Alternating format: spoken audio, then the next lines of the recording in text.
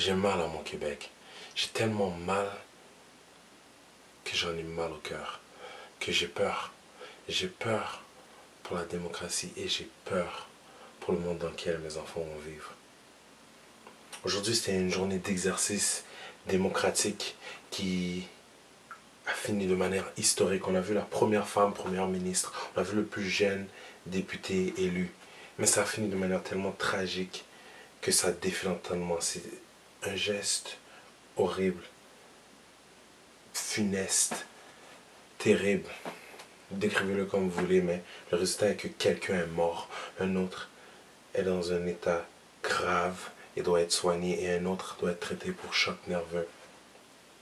Tout cela m'a fait prendre conscience à quel point dans notre société, il y a des gens désaxés, il y a tellement de gens haineux, racistes, misogynes, déphasés, bornés, qui ont besoin d'aide. Tellement de gens malades qui ont besoin d'aide. Ça va prendre aussi conscience que notre monde s'en va vers sa perdition. Si on ne peut même plus respecter l'opinion divergente de quelqu'un, et sans discuter avec autre chose que des poings et des armes, où est-ce que l'on va? J'ai peur que cet événement soit le début d'une vague de haine. Parce que les choses que j'ai vues sur le net tout de suite après, c'était terrible. Des messages d'anglophones contre francophones, de francophones contre anglophones, parce que ça a réveillé d'anciennes blessures. Mais ce soir, on devrait tous être des Québécois. On devrait tous oublier la partisanerie 2 secondes. On devrait oublier qu'on est des caquistes, des libérales, qu'on est des péquistes, et juste être des Québécois qui sont en deuil. Parce que sérieusement, un être humain comme nous qui faisait juste son travail et qui était là au mauvais moment, au mauvais endroit, est mort. C'est terrible pour sa famille, pour le temps qu'il a mis dans ses études. C'est terrible pour ses amis. On devrait tous être en deuil car notre société se meurt. On devrait tous être en deuil car il y a de plus en plus d'appels à l'aide et de crimes obscènes qui arrivent de plus en plus fréquemment parce que beaucoup de monde, trop de monde sont blessés, perdus. Et il va falloir faire quelque chose.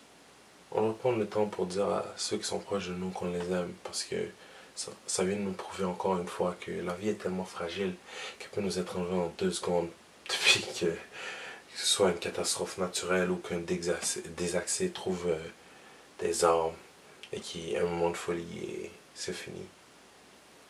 Puis après, on devrait réfléchir. On doit réfléchir aux valeurs qu'on veut transmettre, au monde qu'on veut laisser à nos enfants et qu'est-ce qu'on va faire.